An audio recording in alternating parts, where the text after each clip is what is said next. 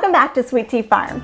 I love cooking in the crock pot. There's nothing better than coming home from a long day of work or working outside and then having your meal already prepared and hot, ready to eat. So today I'm going to show you how to cook bread in the crock pot. This is not a full meal, but there is nothing better than fresh bread. So we're going to get started. The ingredients that you need are 3½ cups of flour, 1 tablespoon of sugar, 2 tablespoons of olive oil, 1 package of dry yeast, 1 teaspoon of salt, and 1.5 cups of lukewarm water. Now when I say lukewarm water, I actually mean water that is about 120 degrees. Mine is exactly 120 degrees. I don't always get it right on the nose, but 120 degrees is important because we're going to be putting our yeast with our water to activate it. And yeast is a living organism. It will die if you put it in water any warmer than 138 degrees. So we want it warm enough to activate the yeast, but yet not too hot to kill the yeast. So the first thing that we're going to do is put 1 package of dry yeast in our bowl. And I have a large container, so the side will tell you that 1 package is 2 1/4 teaspoons. We're going to combine our yeast and our sugar together. We need 1 tablespoon of sugar.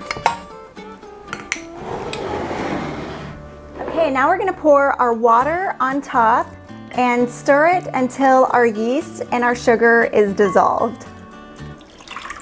Okay, stir, stir, stir. Once your sugar and your yeast is dissolved in the warm water, you're going to add your 3½ cups of flour,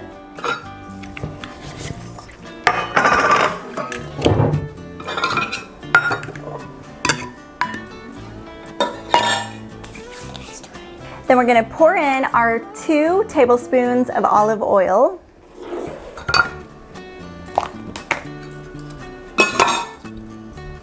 Okay, and then lastly, we're going to sprinkle our 1 teaspoon of salt right on top. Okay, and then you're going to stir and stir until it starts to form a ragged looking dough. It's not going to be a perfect dough ball, but you're going to stir until it's kneadable.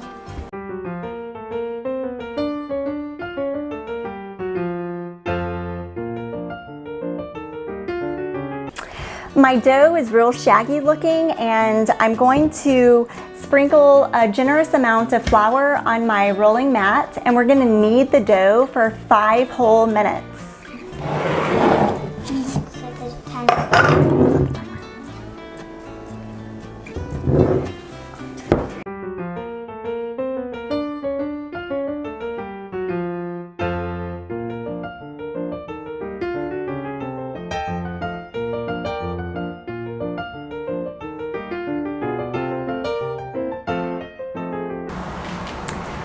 Okay, so Hazel has kneaded the bread for 5 whole minutes.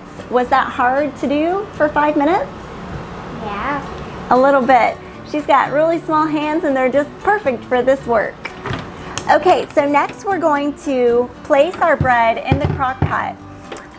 It's easiest and cooks really well on parchment paper.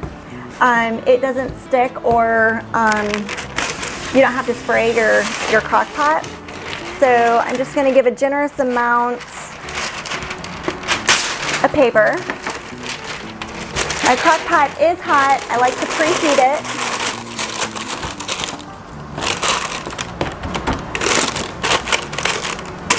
Okay, she's going to roll it into a perfect ball and then put it right in the center of the crock pot.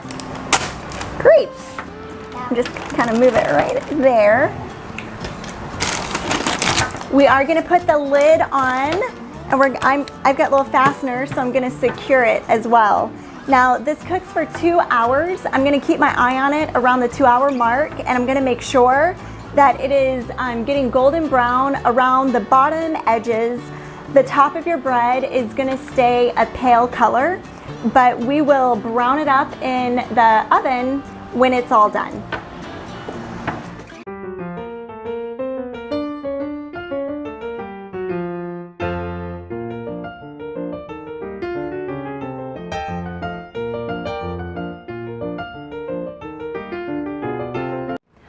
So we have let our bread cook for a little over 2 hours. You will know that your bread is ready when the internal temperature reaches 200 degrees.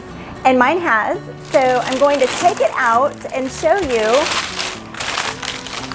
It is nicely golden on the sides, but the top is still very pale. And that's okay because we're gonna stick it under the broiler for just a few minutes. Keep your eye on it so that it doesn't get too brown. My kids don't like it really crispy, so I'm just gonna get it a little golden. Okay, we had this under the broiler just for a few minutes. My kids like it to be still pretty light on top and not too crunchy. You can do yours as dark as you'd like. Now is the time to rub the top with some nice, yummy butter. This is butter phase 1. You can have butter phase 2 after you cut the bread. That's enough.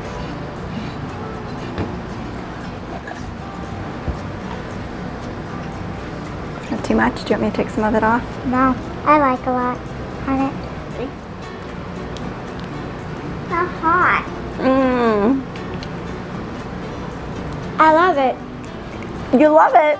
Very good. What do you think? I like it. I really like it. All right, another 3 for 3. It's a winner. And it's as easy as that.